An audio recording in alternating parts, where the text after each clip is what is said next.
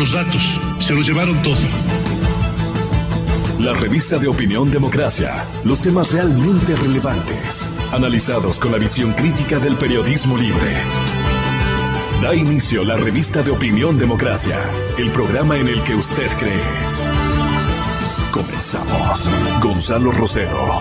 Credibilidad incuestionable.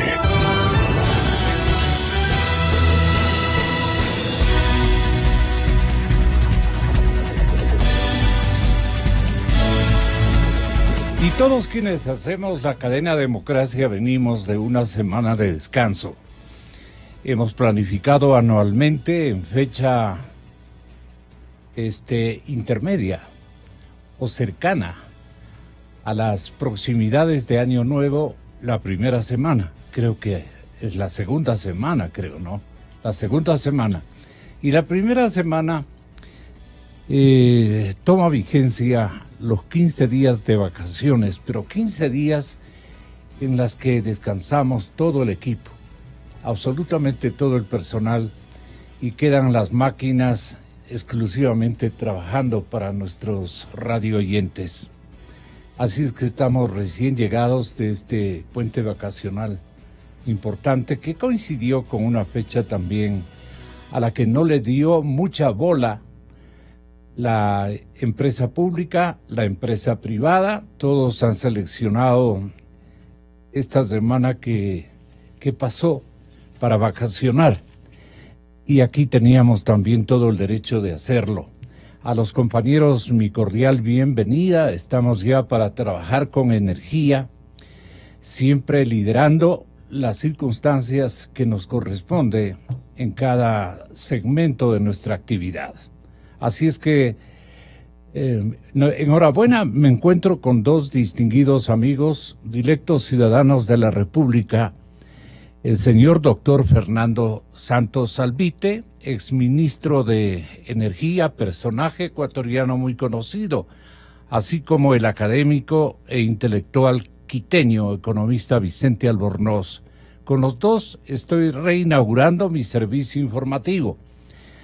Y vamos a tratar el tema que alude a varias circunstancias, pero una fundamental tiene que ver, señoras y señores, con un insuceso que ha ocurrido en Colombia. Apenas estrenado el nuevo mandatario colombiano, da acceso él a una suerte de denuncia, macrodenuncia, respecto a que la Contraloría de la Nación Colombiana encuentra, a través de un examen especial, encuentra una serie de abusos del erario nacional colombiano. Siempre la vecindad es buena para saber cómo reaccionan ante estos hechos. Y lo que nos ha sorprendido es lo parecido de la corrupción en términos de los elementos que han sido más o menos estudiados, han sido inteligenciados y se dan como pistas: corrupción naturalmente en los ministerios, abusos en la caja fiscal, y las principales cadenas informativas de radio y televisión están apretujadas de episodios y circunstancias que, comparando con nuestro escenario, la corrupción, por ejemplo, de Odebrecht, doctor Santos y Vicente, la corrupción de Odebrecht se viene manteniendo en un congelador. Casi nos quieren hacer olvidar. El señor fiscal general, en cuyas responsabilidades nosotros tenemos esperanzadas confianzas, porque se trata de un coterráneo que ha demostrado en el ejercicio de sus tareas un vigor ético y valentía. Pues esto es asunto de valentía, no dejarse dominar por potenciales amenazas que estén pesando sobre estas autoridades de control. No me preocupa la otra paisana que aquí los presenté a los dos el otro día, la de Waffles, exactamente. Ella, Diana Salazar, una fiscal especializada en este tema tan importante que es la vinculación del sector público con la dimensión ética de la gente que han puesto a dirigir las empresas del Estado. Ella está a cargo de esa circunstancia con un propósito muy notable. Y ella más bien está dando en el clavo. Pero claro, esto no puede ser tampoco una situación, una circunstancia así tan rápida como la detectada en Colombia. Estrenando un presidente, encuentran que la corrupción de Odebrecht y de otros manantiales de dinero que han sido aprovechados para beneficiarse los privados, los que integraron gabinetes del presidente Santos, nada tienen que ver con los escandalosos episodios que aquí han dibujado exfuncionarios del Correato durante 10 años. Y están hechos los bravos ahora. Dicen que son inocentes, que les prueben. En fin, esto amerita un comentario general respecto a lo que este domingo o este fin de semana el diario El Expreso y el diario El Universo, esforzados rotativos del puerto principal, se han entusiasmado y han puesto energía de seguimiento a estos episodios de corrupción que han desaparecido por estos días de un aliento de seguimiento que hace la población ecuatoriana. En Colombia no, en Colombia las cosas están de otro color, de otra manera, y estrenando un presidente también creo que van a inaugurar un excelente combate a la corrupción. Aspiramos que así sea, porque estamos lamentablemente, Vicente, conectados con la situación colombiana. No sé si usted ha notado, desde que los cultivos se alentaron, por ejemplo, en el departamento de Nariño, vecinas nuestras provincias de Esmeraldas, Carchi y Sucumbíos, han caído también en esa instrumentación de la corrupción, ¿no? Y claro, como vecinos estamos súper complicados, con unas organizaciones que utilizan otras metodologías y que requieren sacar al mar su mercancía. Y se han ocupado de hacer inventarios de últimos días los colombianos en medios y en liderazgos informativos y de opinión. Han dicho, a ver, Colombia se reinauguró con el presidente Santos en el ataque a los cultivos cuando teníamos apenas unas 60,000 hectáreas sembradas, creo que menos inclusive. Este momento estamos en 230, 260,000 hectáreas solamente en Nariño. Y esa droga tiene que salir a alguna parte. Parece que no les va muy bien sacar por las fronteras hacia el Océano Pacífico de Colombia, sino que crean este departamento de huachos. Y entonces los huachos se han encargado de sacar la droga hasta Esmeraldas, hasta Sucumbíos y hasta la provincia del Carchi. Aquí el doctor Ruiz, exalcalde de la ciudad de Tulcán, vino a hacer una dimensión sobresaliente de cómo estaba la provincia del Carchi apretujada de contrabandistas de droga. Llamémosles contrabandistas en el mejor sentido de la palabra. ¿Cómo analizan ustedes este problema que vale la pena ponerle un poquito de sos, ¿no? De auxilio, un poquito de preocupación, porque al señor presidente lo hipnotizan en un momento y se acabó el problema. Bajan el volumen, digamos, de un traspaso de estas mercancías que vienen a constituir un sobrepeso de diligencias de control, y naturalmente de complicidad y de solidaridad de las delincuencias colombo-ecuatorianas que se organizan ya a nivel binacional. ¿Cómo aprecian ustedes este conflicto? Distinguidos invitados, muy buenos días. Siempre yo les traigo cosas un tanto complicadas, pero si no nos preocupamos los ecuatorianos, ¿quién se va a preocupar si les dejamos que estén reposando los señores fiscales y que los jueces duerman el sueño de la paz? No estamos atendiendo como voceros de una opinión nacional las circunstancias que afectan a nuestra república. Vicente, buenos días. Doctor, bienvenidos. Bueno, yo creo que Rafael Correa tenía dos muy buenos equipos de trabajo. El uno era un equipo dedicado a ver cómo extraerle recursos al país, ¿no? Realmente un equipo muy hábil para saber cómo sacarle plata al Estado de un boom de recursos impresionante que tuvimos, ¿no? Y no lo digo con ironía, realmente fueron hábiles en hacer algo incorrecto, pero muy hábiles. Por todo lado se extrajeron recursos, ¿no? Uno ve en obras, en construcciones, en políticas, en adquisiciones, en todo se extrajeron recursos. Ese era el primer equipo que tenía y lo hacían bien una cosa destructiva, pero lo hacían bastante eficientemente, digamos. Y el segundo equipo que tenía era los que a esas cosas, a esas decisiones, a esas políticas, las disfrazaban de políticas sociales, con conciencia social. Las disfrazaban de soberanía, las disfrazaban, siempre le ponían unos nombres así bien bonitos, no hay nada que hacer. Entonces, ¿qué tipo de cosas me refiero? Vea, la base de Manta.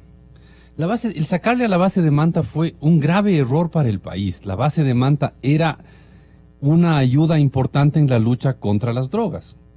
Y esta gente, primero le sacó a la base de Manta, quién sabe con qué intereses adicionales. Y segundo, disfrazaron la salida de la base de Manta como una decisión de soberanía. Éramos un país más soberano porque no había la base de Manta con aviones norteamericanos chequeando, revisando si es que no había contrabando de drogas. Entonces, yo creo que uno sí tiene que analizar todas las políticas tomadas en el gobierno de Correa con estos dos lentes. El lente de la política que se implementó como tal, o sea, el decidir construir centrales hidroeléctricas, por ejemplo, o el decidir sacarle a la central de Manta, o el decidir hacer decenas o centenas de escuelas del milenio. Ese por un lado, que eran políticas bastante bien diseñadas para extraer los recursos del Estado.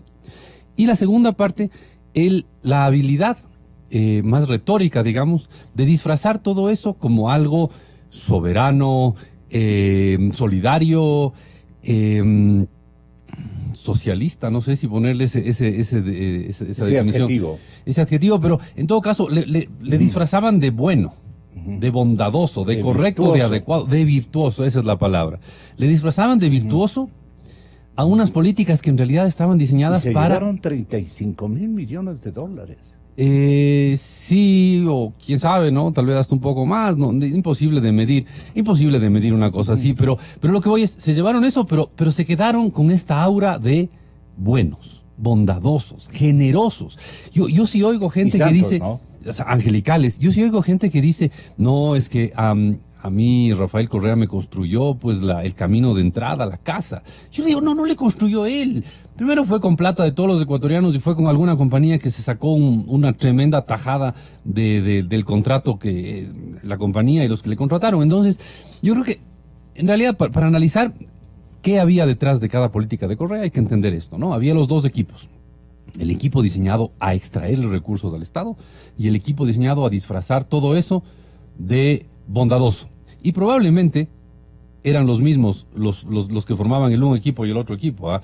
Muchos de los que disfrazaban las cosas de bonitas, de generosas, de gentiles, de desinteresadas, de solidarias y soberanas, eran los que por otro lado estaban extrayendo recursos. Y creo que así uno entiende la salida a la base de Manta, o la construcción de las centrales hidroeléctricas, o las adquisiciones de caballos del Ministerio de Gobierno. Cualquier cosa de esas uno las entiende así, de esta lógica de extraiga lo que pueda y disfrácelo de bonito. ¿Y las propinas, doctor Santos Albite? Mire, Gonzalo, buenos días Vicente y a su Bienvenido, audiencia. doctor. Y con nuevos bríos le noto ahí para luego las Para vacaciones. estas tareas que nos aguardan, nos Así esperan. es. Mire, Y hay que tratarlas, pues, doctor. hay que tratarlas. Sin miedo.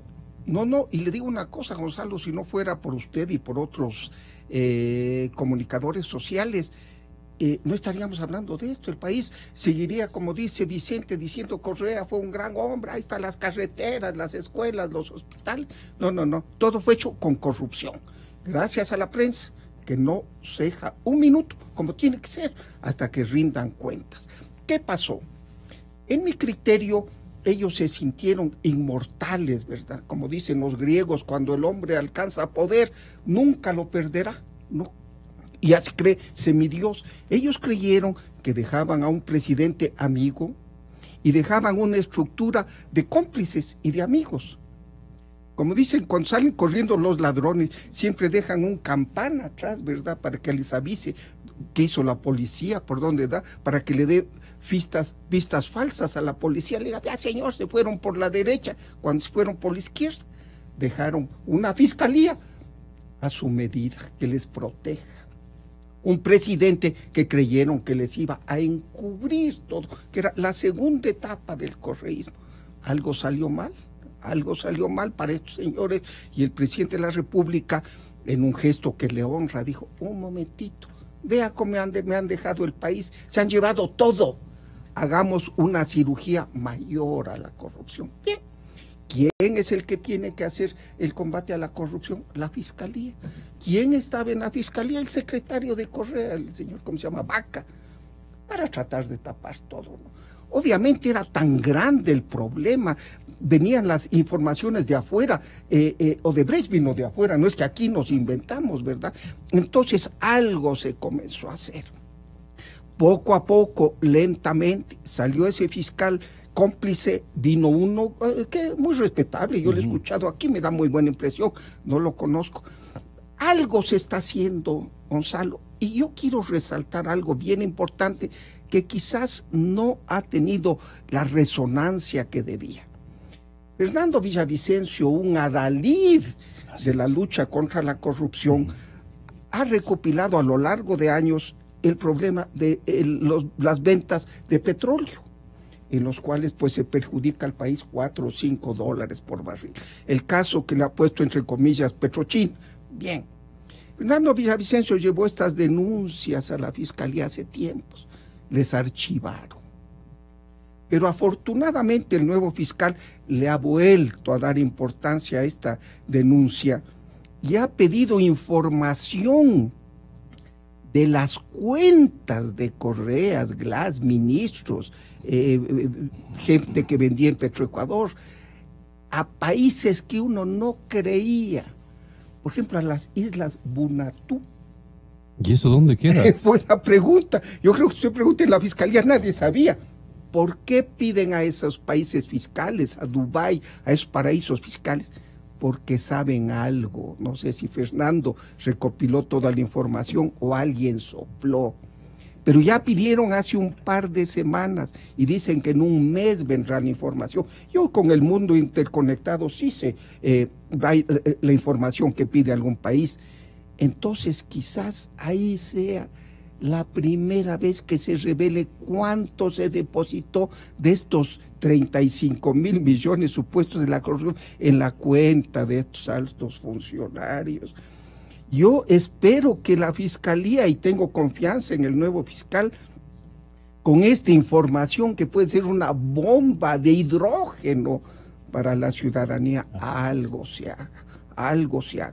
Gracias a Fernando Villavicencio y gracias al nuevo fiscal que sacó del último cajón de la Fiscalía esta información y ya ha pedido la colaboración de estos países. Ojalá se encuentre. Algo se está haciendo, pero la gente también se ríe. Mire, al hermano Lelo le ponen grillete.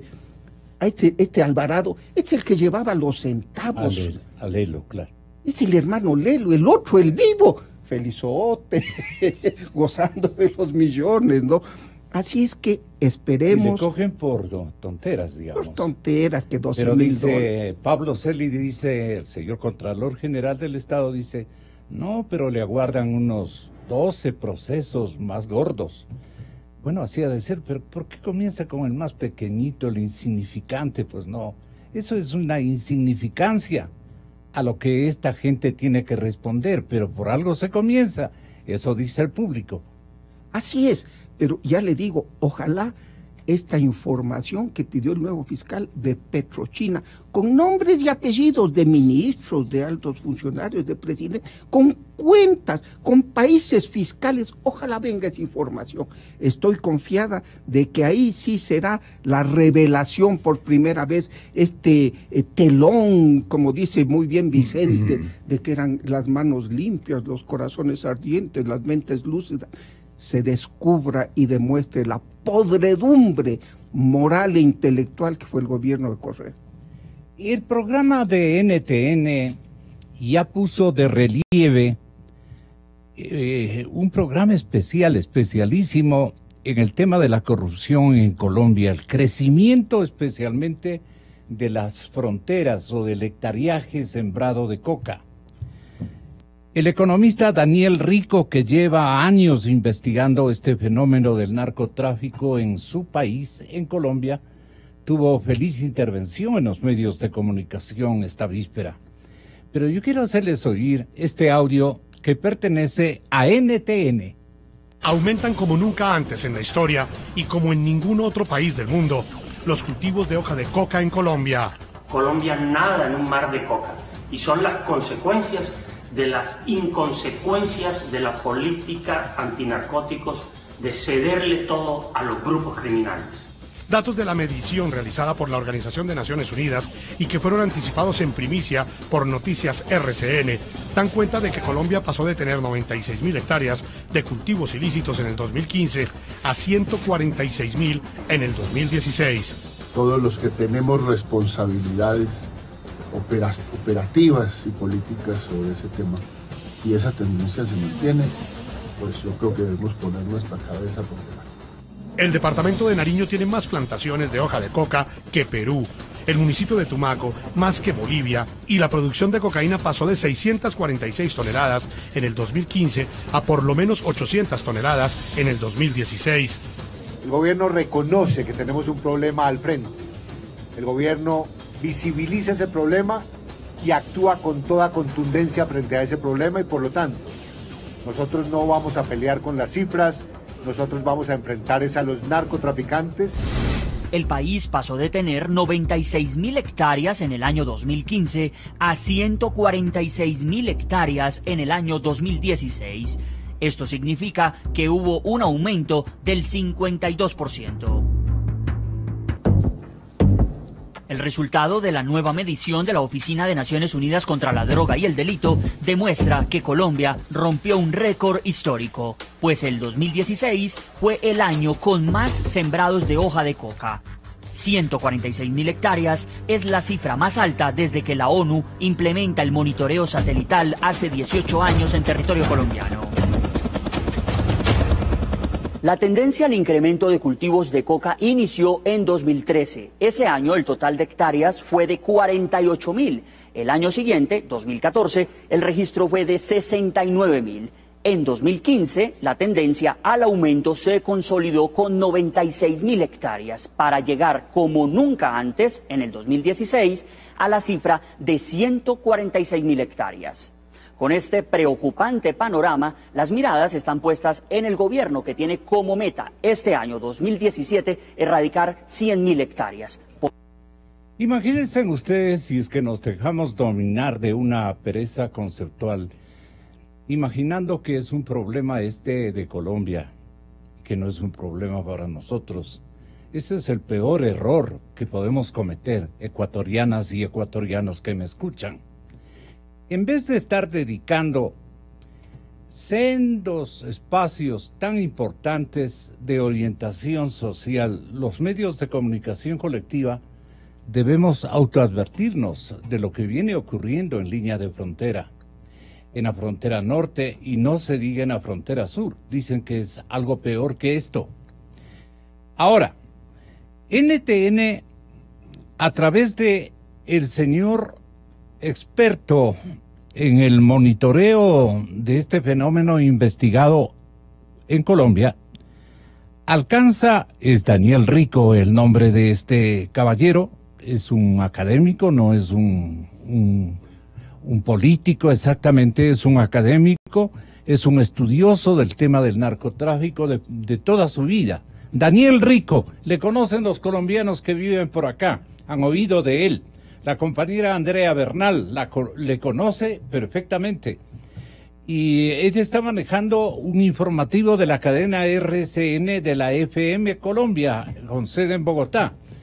Y está madrugando a las 5 de la mañana. Vamos a mantener nosotros, a partir de una fecha próxima a la que hoy estamos participando, ayer conversé con ella, vamos a obtener información directamente desde la FM de Bogotá para nosotros reproducir a las 5 de la mañana para los madrugadores este informativo que lo está conduciendo y dirigiendo la periodista Andrea Bernal, con todo atino y característica de ella, ser sobresaliente en el reportaje. Ella también le entrevistó en Bogotá con ocasión de la transferencia del mando al presidente de la República del Ecuador, y vamos a ofrecer más adelante una partecita de esa entrevista, ¿verdad?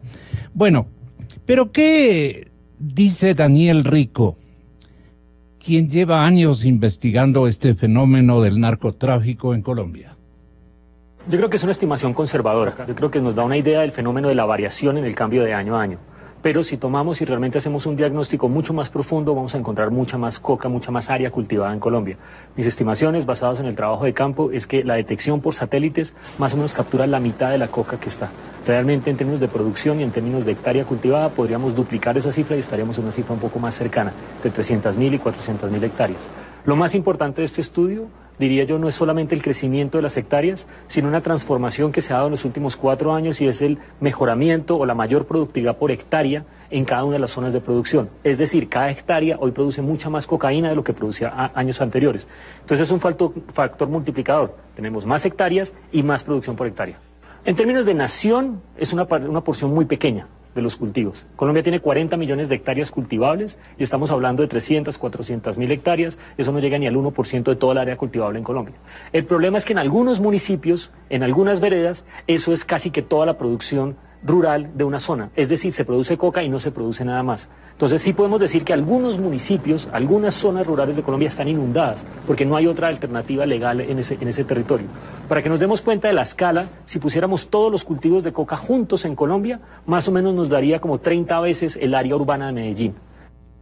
Daniel Rico explica, señores invitados, distinguido público radio oyente, que la relación entre, digamos, la minería ilegal y los cultivos de coca, dice que los incentivos que el gobierno ofreció dar a los campesinos para frenar los cultivos de coca han resultado más bien perversos. ¿Por qué dirá esto Daniel Rico? Sí, esto es un fenómeno multicausal, o sea, no podemos, en cada región, las razones por las cuales la coca sube o la coca baja, en algunas regiones no se ha incrementado, son diferentes. Entonces, en la frontera, en las zonas, por ejemplo, de Nariño, de Chocó, hay una relación entre minería de oro ilegal a cielo abierto y cultivos de coca. Entonces, cuando el oro sube, la gente se desplaza de la coca a la minería de oro. Entonces vemos un decrecimiento. No es porque se hayan mejorado las condiciones de vida de esas personas, no es porque tengamos más oportunidades legales, es porque otra economía ilegal está jalonando la mano de obra y los capitales ilegales. Y se devuelven. En la frontera, por ejemplo, con Venezuela es muy importante las dinámicas de nuevos actores criminales, la suspensión de la aspersión tiene un impacto directo, y hay un factor que pasa casi siempre desapercibido en todas estas lecturas, que uno debería ponerlo de primero en este proceso, y es la creación de expectativas. Cuando al campesino se le crean unas expectativas y se le dice que si tiene una hectárea de coca, el gobierno va a comprárselo y le va a dar $12.000 por destruir ese cultivo de coca, resulta que para ese campesino le cuesta solamente $2.000 invertir en un nuevo cultivo. Entonces hemos creado unos incentivos perversos diciéndole a la gente, si usted tiene coca, es más probable que el Estado llegue a comprarle a usted para sustituir esas hectáreas. Esos incentivos, ese proceso es el que, en mi criterio, es el que más explica el crecimiento exponencial de los cultivos ilícitos en Colombia. Perdonen ustedes por llevarles a este terreno, para muchos prohibido de opinar. No es que estoy aludiendo cobardías, pero sí las tenemos. Nos revestimos de ellas, especialmente cuando llegamos a altos cargos. Nos hacemos los desentendidos. Y peor ahora con este régimen, que no cambia, no quiere cambiar. Y los otros que se han arrimado a este régimen, como que no entienden lo que está pasando. El periodismo ecuatoriano no vacila en contagiarse de la incomodidad que sienten los vecinos, que son los causantes de esta crecida de frontera de coca. Ellos son los causantes y nos están asesorando, más bien están diciendo: cuiden lo que queda detrás de Nariño, cuiden. Y Nariño es un extenso departamento, ¿no? que colinda con otros departamentos también ecuatorianos muy de amplia significación. Por algo vino acá el jefe de las FARC, pues apoyado por el señor expresidente Correa, se vino y se estableció aquí nomás en Sucumbíos. Y ahí le cayó la aviación norteamericana y lo trituró prácticamente a ese centro base militar que creó las Fuerzas Armadas de Colombia. En fin, recuerdos ingratos, pero que a los que tenemos que apelar los periodistas para recordar que no todo está saneado, Vicente. Sí, pero a ver, usted se acaba de hacer referencia al bombardeo de la base esa de Angostura donde murió, ¿cómo se llamaba? Raúl Reyes. El Reyes, este señor de las FARC. Pero fíjese, a ver, ¿qué pasó ahí? El Ecuador estaba dando refugio a un terrorista, a un guerrillero. Y fue horrible porque resulta que Colombia dio la orden de bombardear territorio ecuatoriano. Sí, pero el Ecuador estaba dando refugio a un guerrillero, a un terrorista. Y no, todo esto se le puso el manto de un ataque a la soberanía. ¿Se acuerdan? Cómo nos vendían que esto era un ataque sin nombre a la soberanía del país, de que habíamos visto mancillado el honor de la patria, bla, bla, bla. Esto lo hizo Uribe, ¿no? El presidente Sí, Uribe. pero lo que voy es... Pero quien le disfrazó de ataque a la soberanía era Correa y su equipo, ¿no? El equipo 2, el equipo que disfrazaba todo de soberanía, ¿no? De soberanía, de solidaridad, etcétera.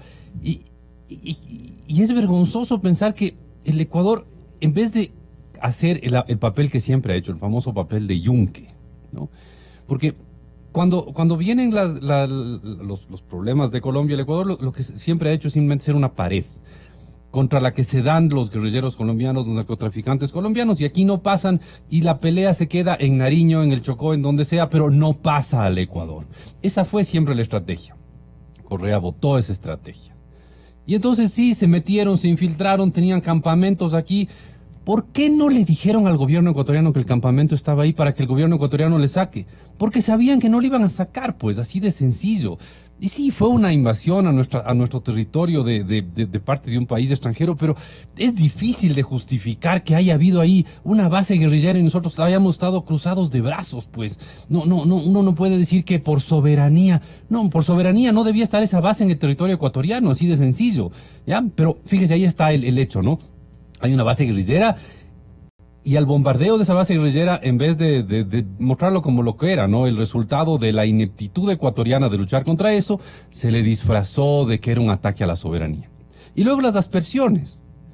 ¿Se acuerda que el Ecuador metió un juicio inclusive a Colombia por las aspersiones de glifosato? Y se le disfrazó a todo ese juicio y todo eso de un tema de ecología, de amor a la naturaleza, a la Pachamama y al Suma Causay. Porque lo que estaban haciendo los colombianos es echarle glifosato a las plantaciones de coca en Colombia.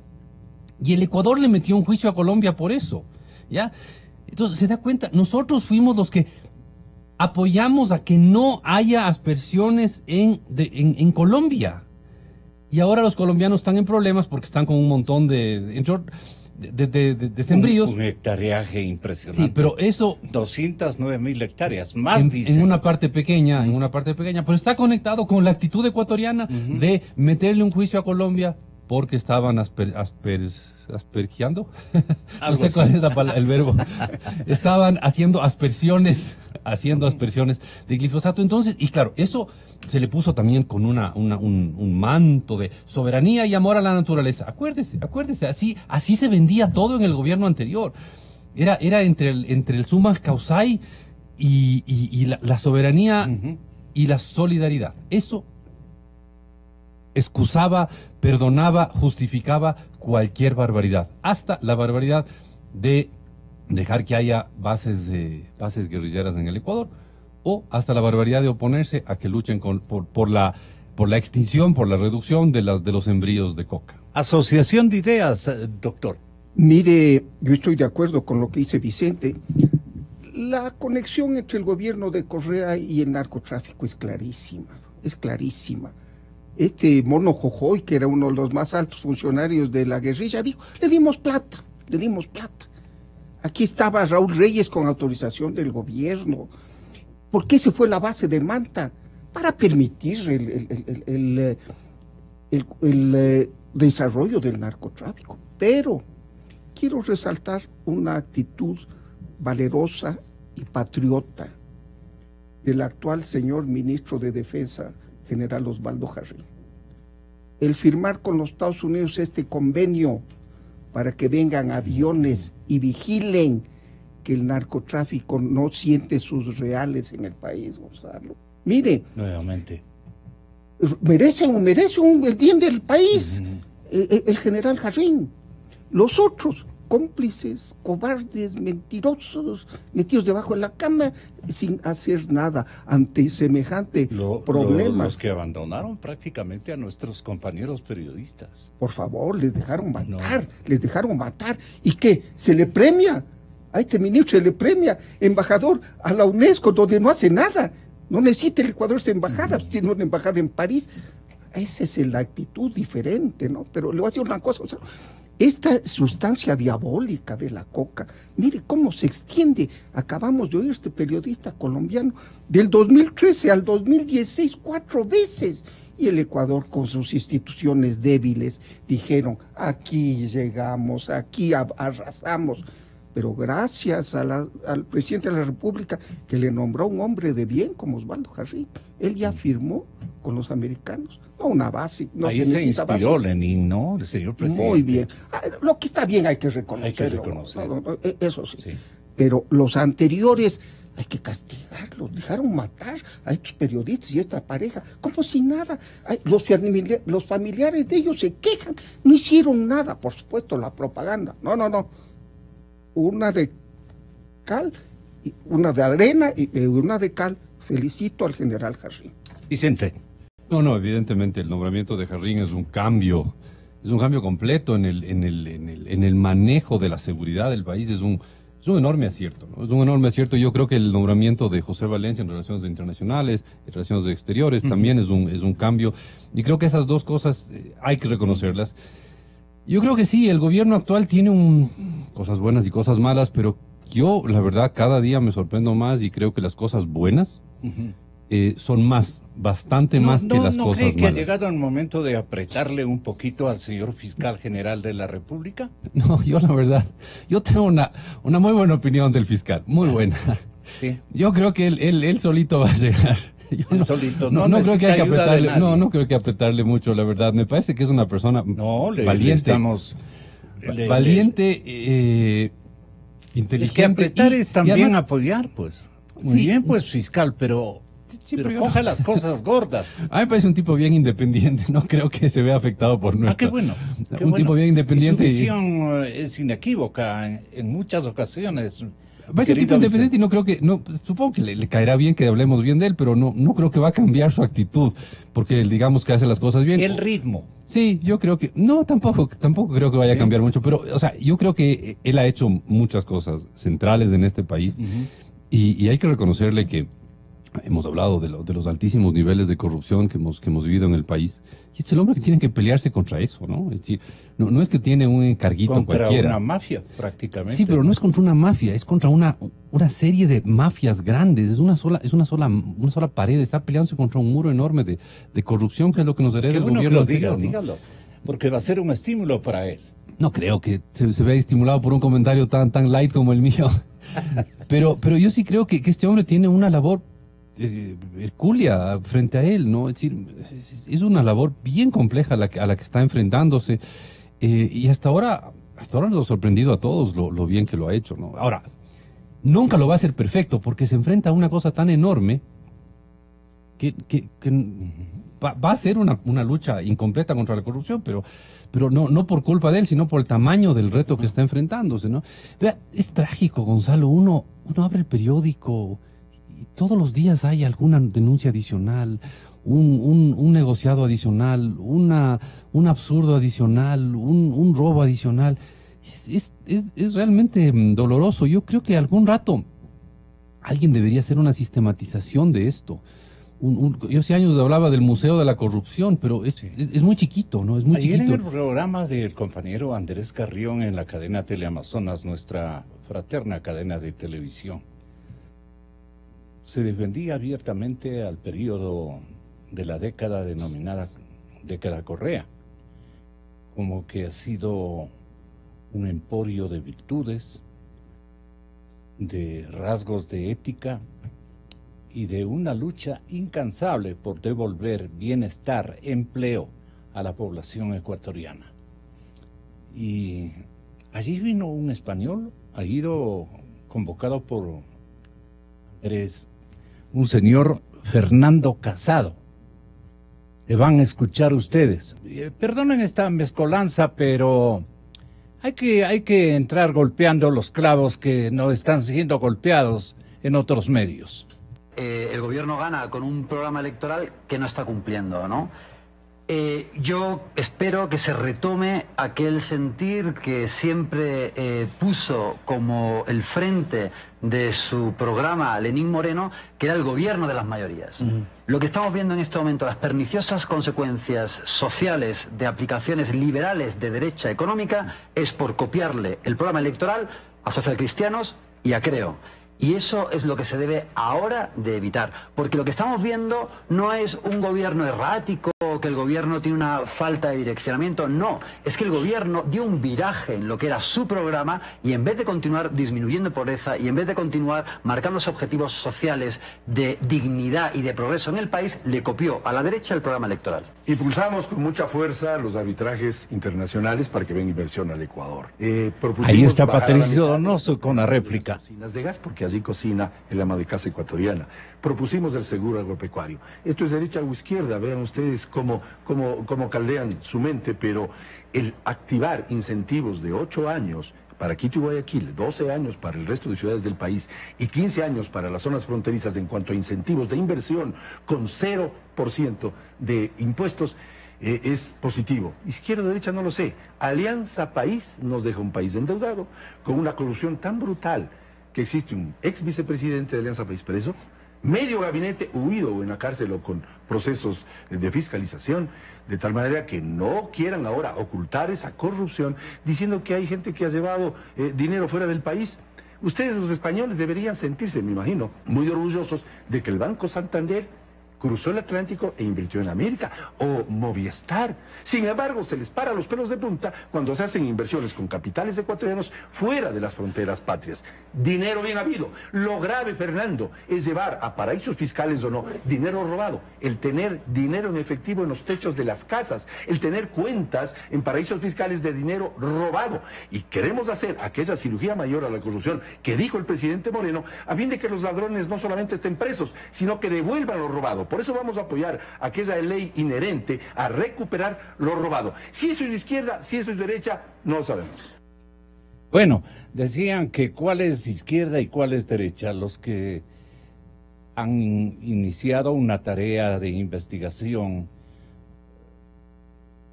política, no hay que darle ninguna dimensión ideológica a la lucha contra la corrupción.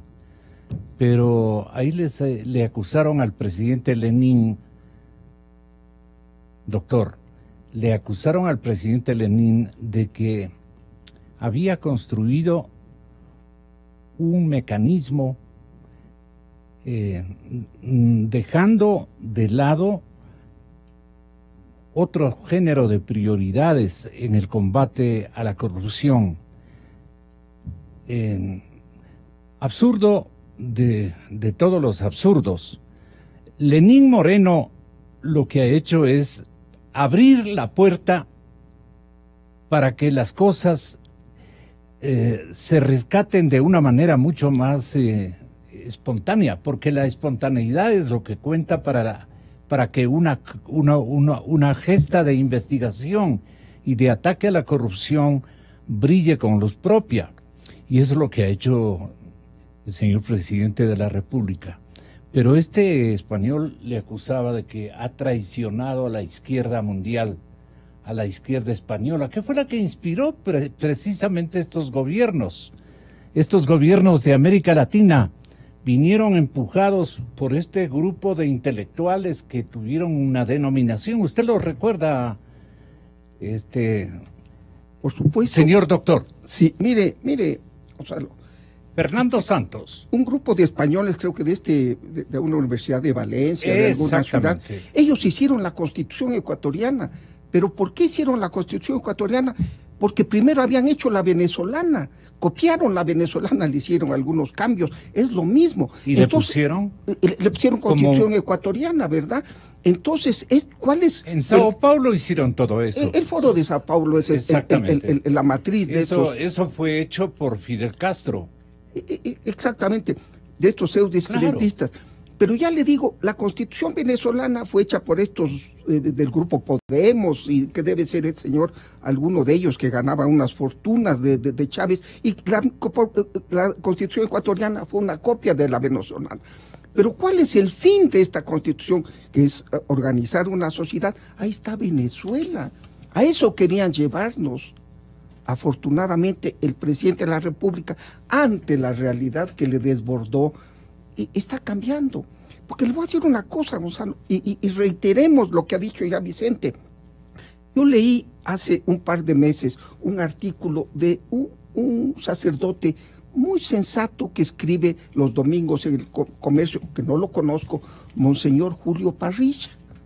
Una persona sensata, con muy buenas ideas y muy buen castellano además. Él dice que en su parroquia, porque es sacerdote, después de una misa se había hecho el chocolate que siempre le dan en las parroquias donde hay gente que se conoce siempre. Hablando del gobierno de Correa, una señora con el lenguaje sencillo había preguntado: oiga, padre, ¿habrá algún funcionario que no haya robado? ¿Habrá algún funcionario Correa que no haya robado? Esa es la opinión del país. Todo está mal hecho. Las miles de obras que hicieron fueron para robar.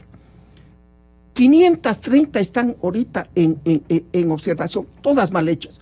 Comencemos por las más grandes, para recordarle al país. La refinería del Pacífico, 1.500 millones de dólares botados en aplanar un terreno que costaba 15 millones. Y una pequeña advertencia a nuestro estimado fiscal: no hay un preso. No hay un preso de la refinería del Pacífico. El Coca-Cola Sinclair, a punto de explotar, no tiene agua y está mal hecho. Las dos obras, no se digan las demás. La plataforma del sur, vino un pequeño soplo de viento, casi se cae. La repotenciación de la refinería. No, todo. ¿Qué habla? Estos fueron una tarea de ladrones. Además, para seguir robando, le sacaban la plata del Banco Central, que era la plata de los depositantes de los bancos, y se endeudaban. Entonces, no hicieron con plata ni siquiera del estamento presupuestario, de la caja fiscal o de los recursos del Estado, sino que se endeudaron. Claro, 60.000 millones se robaron y encima robaron más de lo de aquí. Se robaron para robarse las comisiones. Así es. Entonces, el presidente de la República actual... Porque es las coimas, el inventario que están haciendo, Vicente, en Colombia es de las coimas. hay una cosa impresionante de labores que han cumplido, y aquí fue cosa igual, al punto que ayer el diario El Universo publicaba las inconsistencias en los vuelos de los aviones presidenciales, los destinos a los que acudían daban no la sorpresa, sino daba la coincidencia de que eran paraísos fiscales. Algunos, pero claro, Gonzalo, no todos. Gonzalo, es importante ver esto, porque la compra de los aviones fue también presentada como un paso de soberanía, pues, porque un país soberano debía tener un presidente volando un avión propio. Y un avión que no pare en ninguna parte, claro, para que pueda ir la maleta directamente a la bóveda de un banco en Europa, ¿no? Dice, la principal característica del Legacy, por ejemplo, no, el Legacy es el brasileño. Del otro avión, el Falcon 7X, ese se mandó el ricacho de Correa, ¿no? Se mandó un avión de 50, 60 mil dólares. ¿Qué digo? 50, 60 millones. 60 millones de dólares, exactamente, 60 millones de dólares. Y lo llevó a todas partes, a Washington, a Cancún, a Veracruz, a Guadalajara, a Guatemala. ¿A qué le llevaban a Managua? A San Salvador, a San José, a Cartagena de Indias, vea más bien a Bogotá, en el Asia. En el Asia, aquí están. Los destinos en el Asia, las gentes que han ido a guardar la plata robada allí saben perfectamente y se estarán sonriendo. En Europa, aquí está Europa, pero en el Asia están los destinos de este avión. Me parece que está la mayor parte está en Bruselas, en París, en Poitiers, en Londres, en Madrid, en Sevilla, en Lyon. Esto es Vean el Golfo Pérsico, ahí está Qatar. Sí, Qatar es la onda. Ese que iba un avión con un solo piloto, ¿no? Salía de Guayaquil o salía de alguna parte. El señor Patiño se iba, pues, un viaje largo a Bielorrusia en el avión aparentemente pequeño, en el Legacy. No, vea, es que es lo que yo le decía. Uno abre el periódico y usted acaba de abrir el Universo de ayer. Pero, vea estos destinos. Pero es impresionante ese mapamundi lleno de los viajes del presidente a unos sitios exóticos y además muchos no justificados, y eso está investigando la Contraloría. Pobre Contraloría, también no ha de tener suficiente personal para analizar todo eso. Claro. O sea, así tripliquen o quintupliquen su personal, les va a faltar gente para analizar todas esas barbaridades. Cada viaje merece un detective propio. 720 días, óigame bien. Yo sé. 720 días fuera del país. Pasó el avión, el más importante, fuera del país. 720 días durante los 10 años. Sin duda, sí. Leí ese artículo de Diario El Universo y ese es uno de los tantos que uno lee de los horrores que se encuentra ahí. Pero vea, Gonzalo, nos dijeron que construían, ¿cómo era el bonito nombre que le pusieron? El cambio de la matriz energética. Lindo nombre. No hay nada que hacer, que el nombre suena bonito, ¿no? Sí. Y para eso construyeron un montón de hidroeléctricas. Ya Fernando dijo que una estaba por explotar, ya. Y entonces con eso dijeron, hay que cambiar la matriz energética, frasecita que todavía no sé qué significa, pero bueno, suena bonito, y hay que dejar las cocinas de gas para cocinas de inducción. ¿Y qué hicieron? Negociado unas cocinas de inducción, pues, Gonzalo. Y las cocinas de inducción eran para darnos, era también soberanía energética, pues era soberanía energética. Siempre le ponían así unos lindos, que el cambio de la matriz, unos lindos nombres. Yo sí digo que tenían dos equipos. El equipo de los que veían cómo sacarle, extraerle plata, y el equipo de los creativos que disfrazaban cualquier trafacía como un acto de bondad. Sí. De orgullo, la de soberanía. Del inicio era fantástica para estos temas. Exactamente, yo creo que sí hay que, así, esa es la manera de juzgarle al gobierno de Correa. Y estoy de acuerdo con una frase que dijo el señor español hace un ratito. ¿Ha habido en el gobierno? Claro que hay un cambio de rumbo enorme. Todos creímos que este gobierno se elegía para continuar con la racha de corrupción y ahí hubo un cambio de rumbo enorme. Y eso hay que reconocerle a este gobierno en que está destapando las cosas, transparentando la información. Si ya finalmente sabemos cuánto es la deuda pública, pues. El señor ministro, su sucesor, obviamente después de un buen trecho de tiempo, el señor ministro Pérez, él debe darnos alguna vez un informe, ¿no?, cuando ya decida dejar el puesto, advirtiéndonos de lo que él ha encontrado y que permanece silente ante un cambio de la matriz productiva que el que esté en la cárcel inventó y que se forraron de dineros, ¿verdad? Le estoy llamando a usted que me está escuchando en la cárcel 4, ¿verdad? Se forraron de dinero en coimas. Ese es ventajosamente lo que va a hacer el nuevo presidente de Colombia, investigar el esquema de coimas, de donde piensan rescatar una cantidad de dineros. Pero se queda Colombia con todo lo grande y exuberante en términos financieros que es y en contratación pública que es. Se queda cortísima frente a la alevosía con que actuaron aquí en el Ecuador, doctor Santos Alvite. Así es, y mire, el ministro Pérez, que es una persona seria, dijo al inicio de su gestión que va a hacer una auditoría contratando una consultora a través de Naciones Unidas para que todo sea lo más transparente para estos proyectos donde más llevaron: la refinería del Pacífico, la repotenciación de la refinería de Esmeraldas, el poliducto Pascuales Cuenca, el terminal gasífero de Monteverde y la planta de gas de el Bajo Alto.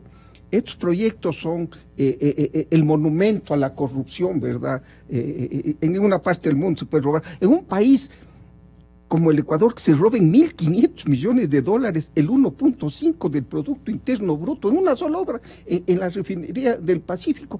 Es increíble, ¿no? Bueno, quizás una recomendación. Es una audacia, ¿no? Una audacia. Pero es que era así. Mire, Gonzalo, yo cuando estuve en el gobierno de Febres Cordero... Y Correa sí hace el tiernito, él no controló nunca nada, no supo. Por favor. Él no conocía a los funcionarios involucrados. Eso siempre dice.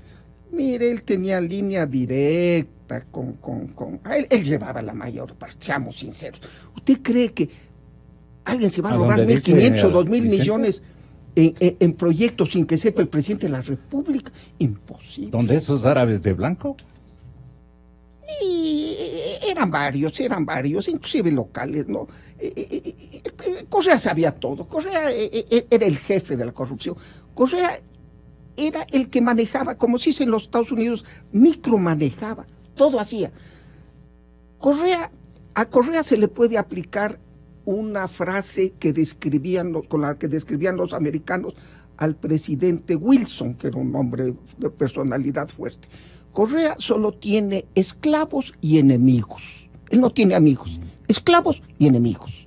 Gente que se humillaba y postraba ante él, o enemigos como usted, como yo, no enemigos críticos, llamémosle así.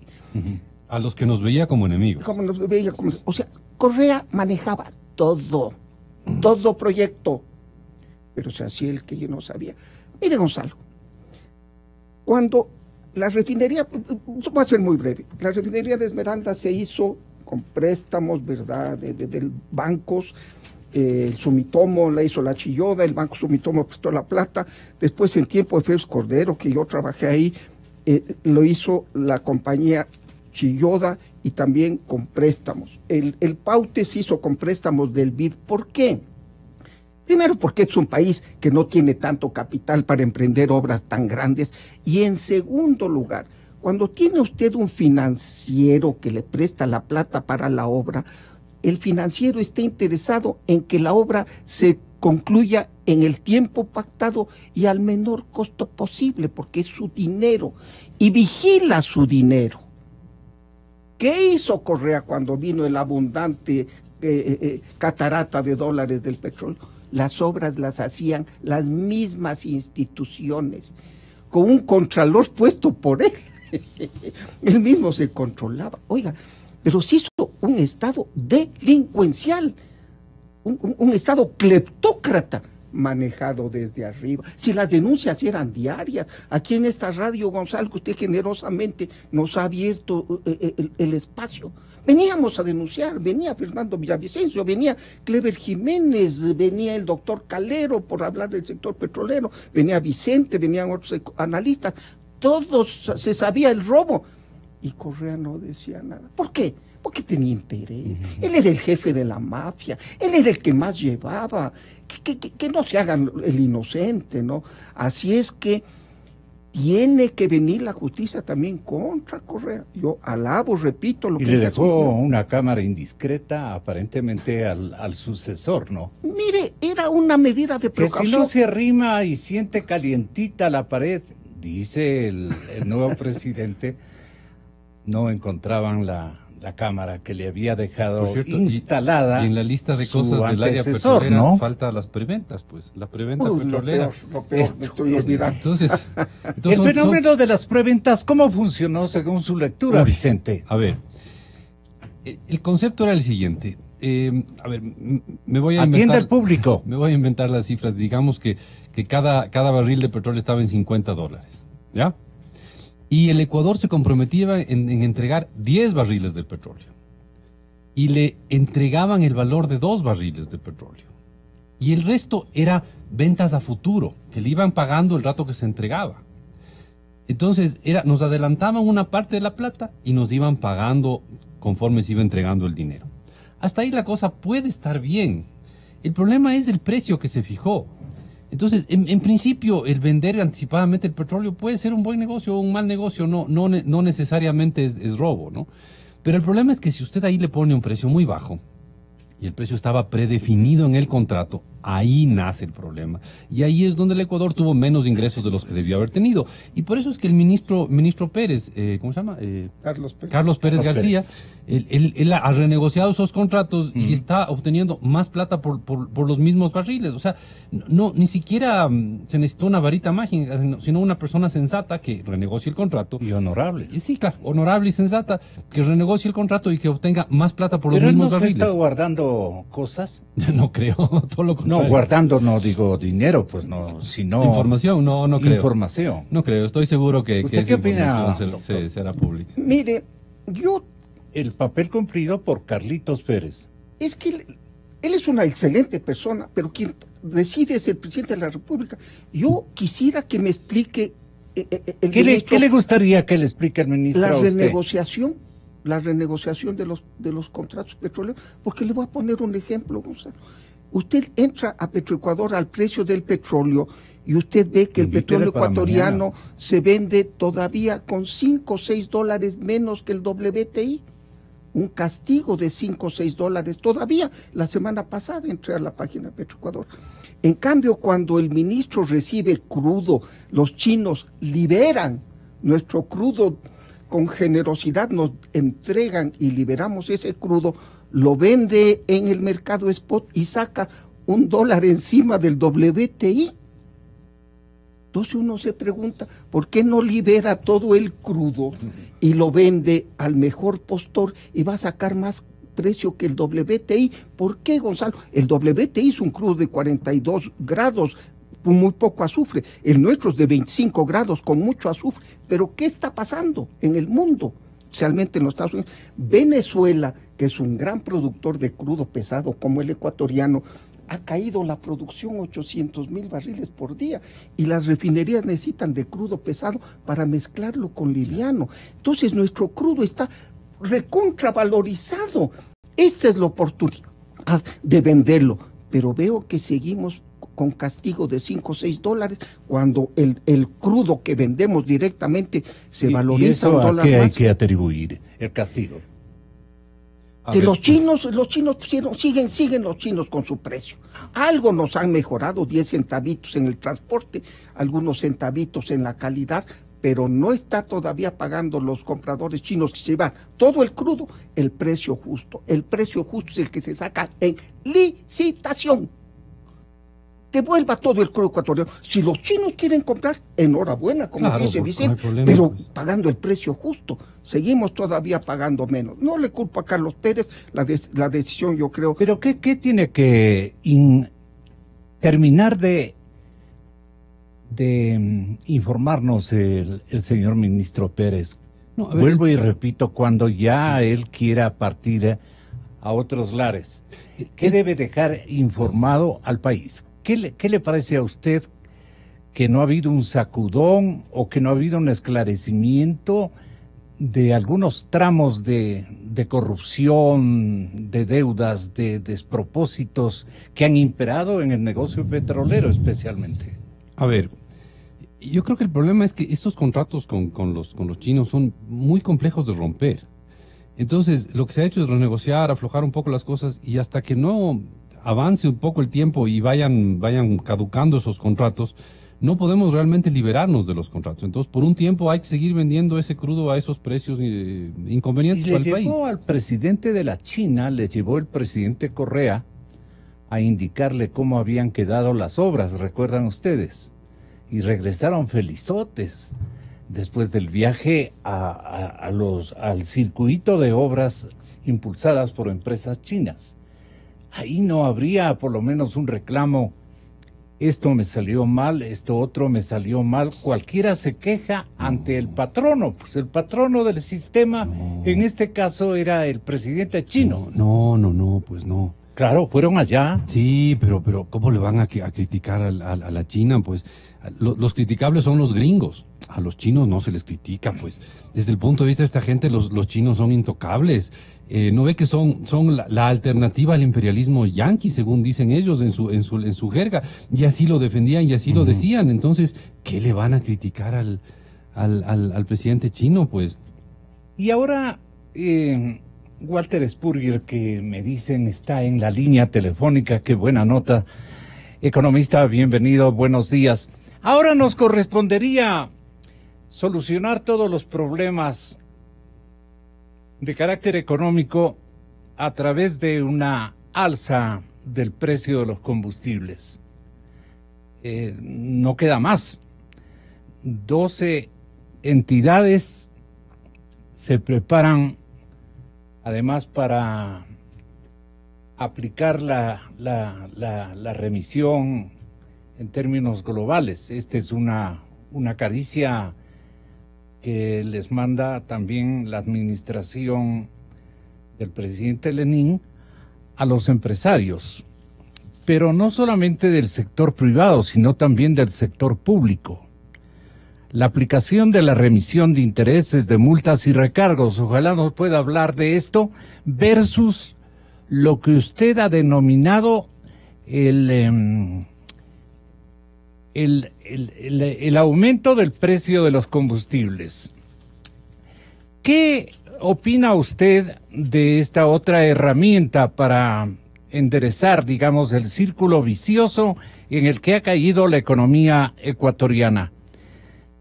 El verdadero enemigo del señor presidente Moreno es este momento su indecisión en el tema del subsidio a los combustibles. Esto tiene que articular y dominar el ambiente de revisión lo más pronto posible. ¿Cuál es su opinión, don Walter? Buenos días, Gonzalo, buenos días a mis amigos que están en el panel, a los radioescuchas. Tiene pues el gobierno una situación fiscal sumamente crítica y hay dificultades en conseguir nuevos créditos externos. Entonces están abocados a tratar de, en lo posible, reducir ese déficit fiscal. Y algunas cosas se están barajando. El asunto de la revisión, contrario a lo que normalmente se cubre en la prensa, eso no lo han pedido ninguna cámaras de la producción, no lo han pedido ningún grupo empresarial. Eso esencialmente se lo plantea el gobierno. Lo plantea el gobierno como una manera de, en los próximos 90 días, recaudar una gran cantidad de dinero en base a que los contribuyentes que están litigando con el SRI en algunos casos el SRI tendrá razón, en otros casos tendrá el contribuyente, esperan que los contribuyentes digan, bueno, si no me van a cobrar multas e intereses, yo me voy a allanar a lo que me quiere cobrar el SRI como principal y lo pago y me saco este problema de encima. Y de esa manera poder recaudar lo antes posible dinero para atender problemas apremiantes, o sea que ya no hay plata en la caja fiscal. O sea, esa es una medida para superar el bache del momento o aliviar el bache del momento. En los últimos 12 meses, economista, las importaciones de combustibles, según usted, fueron del orden de 3.700 millones de dólares. El ministro Pérez García estima que para este año el subsidio debe llegar por lo menos a 3.000 millones. ¿Qué subsidio tiene que irse a otro destino? ¿Qué subsidio se va? Se pregunta usted mismo y se responde, no está claro. Tenga la bondad. Sí, no está claro qué subsidio se va, porque, algo que yo he venido sugiriendo, porque hay muchas maneras de hacer las cosas, es que como el gobierno ve que hay un problema político en reducir los subsidios, pues entonces que los vaya reduciendo gradualmente, para que ninguna reducción del subsidio sea tan fuerte como para trastocar la economía de la ciudadanía, y que tenga tiempo para irse adaptando a nuevos precios de los combustibles. Pero parece que el gobierno ha optado por otra cosa. Entonces dicen, bueno, no podemos tocar el gas, no podemos tocar el diésel. Y después parece que cuando el ministro Martínez dice, vamos a tocar en las gasolinas, el presidente dice, solamente la de para los carros de alta gama, lo que implicaría que solamente la super. El problema es que si atacan al subsidio de la super, en primer lugar, eso no va a generar ingresos significativos, y en segundo lugar, parte de los que consumen la super van a cambiarse a la extra, que está más subsidiada. Ya alguna vez, par de años atrás, 3 años atrás, el presidente Correa decía que ellos habían pensado quitar el subsidio de la super, pero hicieron los cálculos y que con los usuarios que se cambiaban a la extra o a la Ecopaís iban a terminar perdiendo plata, porque iban a cambiar usuarios de un combustible con menor subsidio a uno de mayor subsidio. Entonces quizás el gobierno, si es que no quiere tocar el gas, no quiere tocar el diésel, no quiere hacer algo gradual, pues entonces va a tener que ir a todas las gasolinas.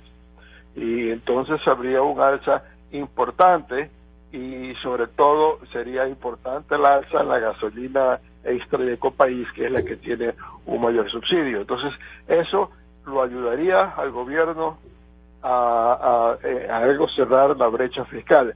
Sin embargo, hay un problema en eso también. El problema es que la ley establece que los ingresos por el petróleo, porque al subir el precio de los combustibles tendrían más ingresos del petróleo el gobierno, tiene que ser para gastos de inversión.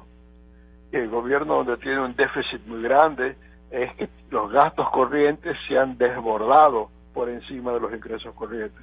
O sea que por más que suba el precio de los combustibles, el gobierno tiene que reducir los gastos corrientes, a no ser que quiera gravar hasta la tumba a los ciudadanos con nuevos impuestos. Entonces tiene que bajar el gasto corriente, eso es inevitable si quiere cumplir con las propias reglas que se ha establecido el gobierno para las finanzas públicas. Sí, Vicente Albornoz y Fernando Santos Albite, que me acompañan, desearían también averiguarle a usted y al módulo de investigación que usted direcciona o maneja, con cualquier cantidad de datos y de cifras, de estudios de investigación muy veraces y de un hondo contenido técnico. Entonces nosotros pensamos que ellos deberían referirle a usted algunas circunstancias de su inquietud propia que tiene que reflejarse a conocimiento del señor presidente Lenín Moreno para ver dónde hay dinero. ¿Le podría dar su empresa de comunicación e investigación económica una pauta al gobierno para encontrar dinero que pueda no encarecer la vida de los ecuatorianos, no fulminar la economía de las pequeñas y medianas empresas, sino atacar el gordo de los desperdicios y especialmente por el lado de la corrupción, don Walter? Quisiera yo a Vicente y a Fernando que tengan la bondad de precisarle algunas circunstancias que don Walter pueda contestarles. ¿Dónde hay plata para el Ecuador necesitado de estos momentos, de estos días?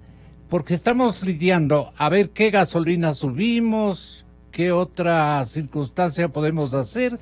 Usted tiene personalmente, don Vicente Albornoz, ¿tiene un menú listo para ofrecerle a Walter Spurrier? No, a él pues no, porque él no es el que va a arreglarnos la situación económica, pero sí para sugerir o intercambiar ideas con el analista Walter Spurrier, con Fernando Santos Albite y lo suyo propio. Gonzalo, ¿para qué queremos más plata? Creo que es una pregunta clave.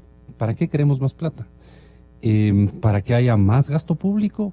A ver, hay un déficit enorme entre ingresos y gastos. Eso es clarísimo. Walter nos ha dado las cifras. Un gasto importante es el gasto en subsidios. Es verdad, es un gasto muy importante. Pero ¿no será hora de bajar el gasto más bien? Me suena más sensato bajar el gasto. Entonces, antes de contestar... ¿En qué rubros podría reducirse el gasto? A ver, el gasto se puede reducir en todos los rubros. Le garantizo, Gonzalo, que en todos los rubros, hasta en los más delicados y hasta en los más sensibles, hay desperdicio de gastos. Es decir, lo ideal sería bajar Hay desperdicio de recursos. Sí, exacto, hay gastos desperdiciados. ¿Sí? Lo ideal sería bajar poco en lo que es educación, lo que es salud, lo que es seguridad, etcétera. Pero estoy seguro que en todos esos sectores también hay desperdicios. Y ni hablar de otros sectores, pues. La superintendencia de yo qué sé qué, y el cuarto guardaespaldas, y el quinto celular, y el séptimo chofer del subsecretario, por Dios. Ahí hay una masa de recursos que pueden ahorrarse. Entonces, antes de preguntarnos dónde hay más dinero, preguntemos dónde podríamos reducir el gasto público. Yo creo que ahí es un trabajo muy complejo, pero absolutamente necesario del Ministerio de Finanzas. Así que antes de buscar plata, busquemos ahorros. Porque plata hay, es decir, es cuestión de subir impuestos, pero ya tenemos un sistema productivo demasiado cargado de impuestos. Plata hay, es cuestión de quitar los subsidios a los combustibles. Pero la pregunta es, ¿para qué? Yo sí creo sinceramente que sería mejor empezar a preguntarse cómo ahorrar para necesitar menos dinero. Me parece fantástico lo que usted menciona y es una interrogante que todos nos formulamos este momento. Pero Santos Albite y también Walter Spurrier van a tener con Vicente, conjuntamente los tres, la bondad de escucharle al señor ministro de Economía en una intervención esta mañana en la cadena Ecuavisa, compañeros. Dice el ministro de Economía, Richard Martínez. Este año, entre enero y julio, tenemos un déficit cercano a los 800 millones de dólares, es decir, una reducción de 66% frente al déficit registrado en enero-julio del año pasado. Es decir, estamos por la ruta correcta. La remisión se necesita. ¿Por qué? Porque aun cuando hayamos hecho este esfuerzo y vamos a seguir en la línea de la optimización del gasto público, no es suficiente. La cifra que nosotros estimamos recaudar por concepto de remisión es cercana a los 600 millones de dólares. Eso nos permitirá cerrar el año con cerca de 1.200 millones de dólares de déficit primario, es decir, aquel que no contabiliza deuda, y aproximadamente 4.000 millones de dólares del déficit global. Tenemos que hacer una evaluación integral de los subsidios. No podemos poner todo todo en un solo paquete, ¿no es cierto? Hay subsidios para las personas más pobres que les garantizan pisos de protección social. Por el otro lado están los subsidios a los combustibles, ¿no es cierto? Gas y diésel, que son muy sensibles, y en el caso de la gasolina, donde hemos señalado que hay ineficiencias. No se ha tomado ninguna decisión al respecto. Cuando se la tome, será la máxima autoridad del Estado quien haga un anuncio formal, si es que ese anuncio se da, pero lo importante es que la sociedad ha empezado una discusión sobre este tema, sobre la ineficiencia ambiental, sobre la ineficiencia económica y sobre la ineficiencia social de mantener subsidios que son regresivos porque están en manos de las personas que más tienen. Lo importante, al final del día, todas las medidas que se tomen en su integralidad tienen que llevarnos hacia un equilibrio fiscal. Esto es lo que dice el señor ministro de Economía y Finanzas del presidente Moreno. ¿Qué tal si Fernando me permite consultarle a Walter inicialmente? Don Walter Spurrier, ¿qué le parece lo que dice el ministro? Bueno, me parece muy positivo lo que dice el ministro. Cierto ¿Qué parte de lo que dice el ministro le parece a usted muy positivo? Bueno, me parece positivo el que diga que están haciendo una reducción del gasto, aunque todavía habrá que verlo, ¿no? O sea, todavía es muy pronto para ver eso reflejado en estadísticas. Menciona los ingresos que le van a ayudar a reducir el déficit este año. Me parece que si logran reducir el déficit fiscal al monto que él señala para este año, estaría muy bien, en la medida en que el próximo año se haga un esfuerzo similar y el tercer año otro esfuerzo similar, y de esa manera el país haya reducido sustancialmente sus necesidades de endeudamiento. Sí nos deja claro de que la decisión de los combustibles la tiene que hacer el presidente, y el presidente no se ha decidido todavía, lo cual es preocupante porque si el presidente va solo por la super, como él dice, se pierde esa posibilidad de reducir sustancialmente el subsidio de los combustibles. Y en general todo el tono del ministro es: nuestro esfuerzo está a reducir el déficit fiscal y estamos haciendo avances. Entonces ese mensaje me parece que es el que tenía que dar, y lo está haciendo muy bien. El periodista Marco Arauz, en una columna que él mantiene en su periódico, Diario El Comercio, mencionaba justamente antier que el verdadero enemigo que tiene el presidente Moreno es la economía. Y si pierde esta batalla, decía, todos saldremos perdiendo. Es obvio, ¿no? Todos saldremos perdiendo. Análisis semanal, ¿tiene alguna visión de un curetaje, perdone por la terminología que estoy usando, o por un arreglo de fondo a través de escogitamientos de áreas de freno de inversión, como sugiere Vicente Albornoz, freno no de inversión, bueno sería, de gasto corriente, un freno, un candado para otros menesteres que nos pasa a explicar Fernando Santos Albite? ¿Qué habría que recortar y qué habría que optimizar en términos de recoger dinero? Mire, usted ya lo ha dicho, Gonzalo, no hay que actuar como contador. No hay que decir, estamos estabilizando las finanzas, ingresos y gastos. No, no, no.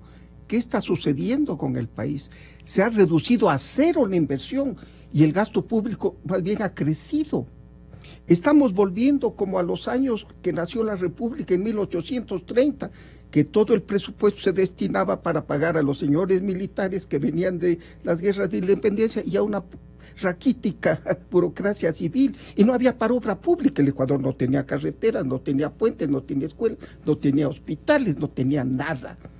Eso estamos haciendo. El gasto público sigue desbordado. Es un insulto al país el tener el yachay. ¿Para qué sirve el yachay? Tener embajadas, ya sean más embajadas. ¿Para qué? Hoy, en la época de las comunicaciones, ya todo se hace por internet. Aquí hay más carros del Estado que taxis. Los viajes de la burocracia siguen igualitos, con todo respeto hacia el señor presidente de la República. Yo creo que ha viajado más que Correa en sus primeros años. Entonces, el gasto público, usted ve la burocracia hinchada de poder, de dinero, de satisfacción, y el pueblo muriendo. Es que ahí está el partido. Le voy a contar una cosa, Gonzalo. El otro día, un observador muy sutil de la realidad ecuatoriana me contó que tomó un taxi en la 10 de agosto y Orellana, que le lleve hasta la 10 de agosto y Naciones Unidas. Y al hablar de la crisis económica, el taxista le había dicho, mire, señor, le voy a enseñar, en estas cuadras hay 54 negocios cerrados, 54. Y en realidad todos a las 10 de la mañana con las puestas Lanford bajas, y día de semana, ¿no? Esa es la angustia del pueblo ecuatoriano. Hay una contracción espantosa. Espantosa, espantosa. Y la burocracia sigue creciendo. ¿Para qué tenemos una agencia espacial? Tarea de rateros. Aquí a la vuelta. A la vuelta, rateros. Acabo, el otro día que salí de aquí, fui a tomarme un café, un edificiazo, el Oficina del Talento Humano Burocrático. ¿Para qué? 800,000, y si usted toma los empleados de las entidades paraestatales, 1 millón de empleados públicos, y el pueblo se muere de hambre. ¿Y la remisión de los impuestos a los empresarios? Mire, Gonzalo, es controversial, yo comprendo, pero voy a decir una cosa, aquí ha habido una institución malévola, el SRI, malévola, ya. Porque es, en lugar de ser una institución seria en muchas cosas, cuando ha perdido un juicio contra una empresa, porque la empresa tenía la razón, ¿sabe qué hacía? Les cambiaba los jueces y ponía jueces de agua que eran a su favor. Entonces, hay muchas de estas deudas son falsas, son inventos del SRI, y por lo tanto es un acto de justicia que al contribuyente que se le ha querido ahorcar, no se le ahorque, que pague el impuesto, pero no las multas y los recargos. Así es que comprendo que la gente dice ya se está subsidiando a los ricos, ¿verdad? No, hay muchos casos justos que el empresario le quería quebrar el SRI, injustamente, ilegalmente, inmoralmente, y a ellos pues hay que reconocerles la justicia. Así es que, si bien esta ley algo va a ayudar, pero todavía falta un plan económico. El país se sigue hundiendo lentamente. Yo no veo un cambio de timón en lo político. El presidente de la República tiene muchos éxitos, pero en lo económico le falta. Vicente, ahí dicen que está un gran coordinador de la empresa privada en el Ministerio de Economía y Finanzas. Eso es lo que le decía ayer este español a Patricio Donoso y al otro invitado. A ver, yo sí creo que ha habido un cambio de timón en el manejo económico. Evidentemente hay un cambio de timón. Ahora primero tenemos datos. Hasta hace un tiempo ni siquiera había datos. Ahora sabemos cuánto es la deuda. Corrigieron el dato de deuda. Y sí hay una reducción del gasto público, pero la reducción se ha dado hasta ahora solo en inversión. El gasto en personal ha crecido. Porque políticamente es delicado para el gobierno reducir el gasto en personal.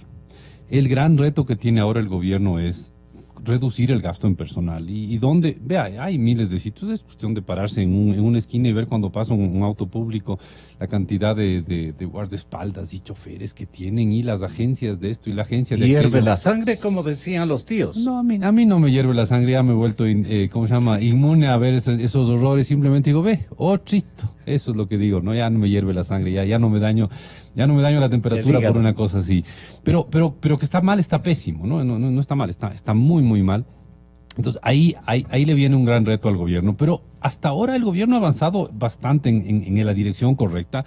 El problema nuevamente es que tiene un camino enorme. ¿Cuál es la dirección correcta, por ejemplo? A ver, se ha reducido el déficit, se ha reducido el gasto, se ha transparentado la información. Ok, perfecto. Necesitamos de eso bastante más.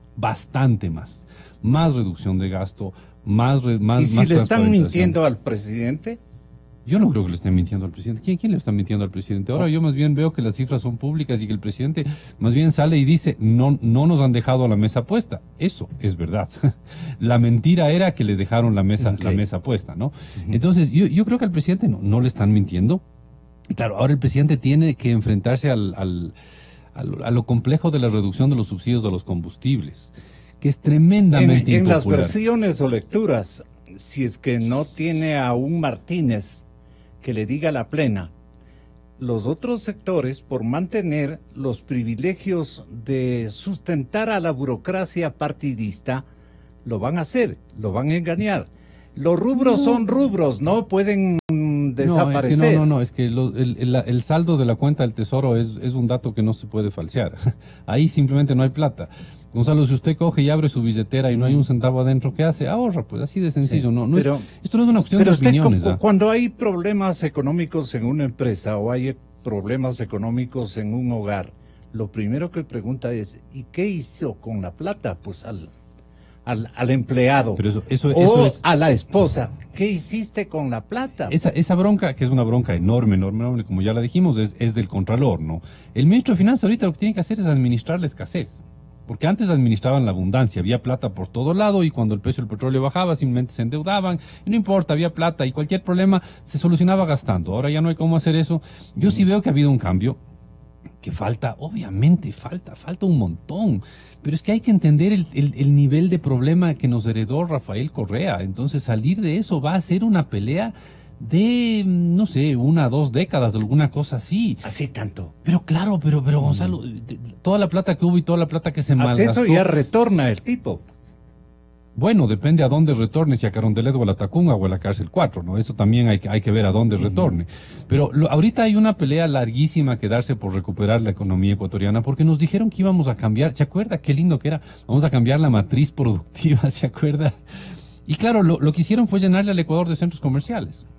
El cambio de la matriz productiva fue hacer más centros comerciales, más restaurantes de lujo, endeudarse hasta donde no podían más y hacer un montón de obras de relumbrón que tenían enormes coimas, así de sencillo. Eso fue el cambio de la matriz productiva. Entonces, ahora sí tenemos un estudio de fondo de análisis semanal, ¿en qué consistiría y que no se le ha hecho por falta de insumos? Seguramente, don Walter.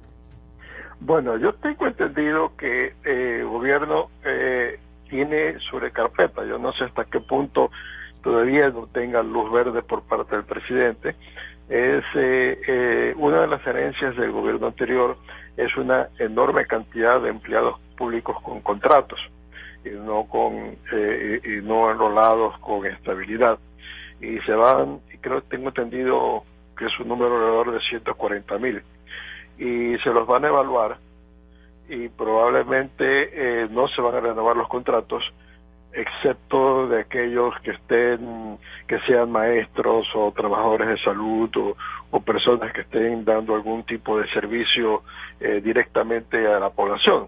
Y eso significaría pues una reducción sustancial del número de empleados públicos. Entonces esa sería una de las cosas en carpeta de la cual todavía desde hace algún tiempo he escuchado que está en carpeta, pero no he visto que se lo haya comenzado a poner en efecto. Luego hay el aspecto de las empresas públicas. Hay que ver si las empresas públicas ganan plata o pierden plata. Si hay una empresa pública que pierde plata, pues el gobierno debe venderla.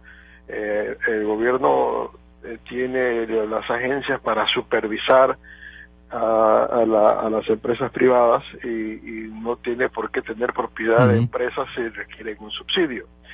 Y luego hay situaciones como, por ejemplo, el sector petrolero.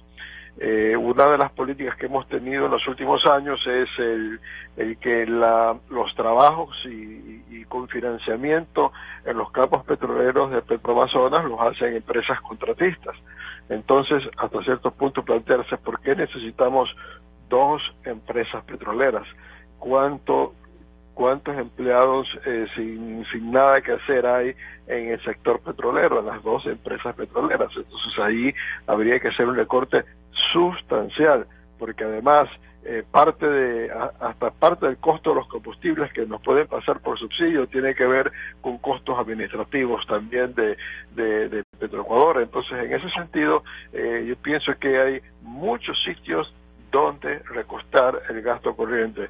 Aparte que, como ya mencionó Vicente, en cualquier institución, y uno ve incluso en empresas privadas que son eficientes, se les caen las ventas, van a tener pérdidas, ellos miran a ver dónde pueden hacer ahorros y siempre hay cómo reorganizar las cosas para hacer lo mismo con menos personas y con menos gasto.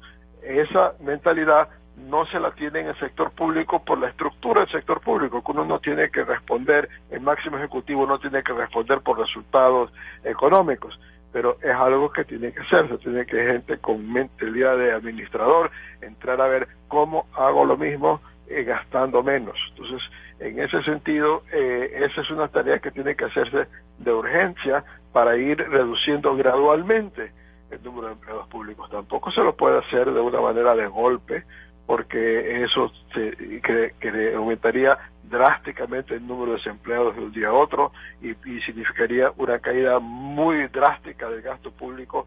También puede incidir en una profundización de la recesión, pero programadamente a lo largo de 3 años se lo tiene que ir haciendo, porque si uno ve las cifras del gasto público en el país, el gasto público del Ecuador en relación al tamaño de la economía es el doble que el gasto público en el Perú. Es mayor que el que en Colombia y en Chile, y son los países que nos tenemos que comparar, son los países con compartimos la costa del Pacífico de América del Sur, y estamos con mucho el que más gasta. Nuestro sector público en relación al tamaño de la economía solo se puede comparar con los del Atlántico, con Argentina, con Brasil. Entonces, en ese sentido, por ahí tiene que necesariamente ir la cosa, recortar el gasto corriente, y como también dice Vicente, eso todavía no lo hemos visto. Muy interesante. Ustedes han protagonizado una tertulia muy importante, significativa, un inventario gigante de todas las cosas que este momento hemos elaborado a manera de lo que nos está pasando, lo que nos está ocurriendo. Ha sido una obligación del periodista consultarles circunstancias aledañas a los temas de fondo, pero los temas de fondo son gasto, ingresos versus lo que necesitamos con urgencia, la reactivación de la economía, que es un tema que paso a analizar con otros invitados. La reactivación de la economía, la reactivación de la economía. Señoras y señores, muchas gracias por haber escuchado a estos distinguidos invitados que han honrado los micrófonos de la cadena Democracia. Sale sudando el doctor Santos. Muchas gracias, don Vicente, muy amable. Lo que sí, el Ecuador no necesita sino soluciones, no venganzas. Aquí estamos para servir a las soluciones. Gonzalo Rosero.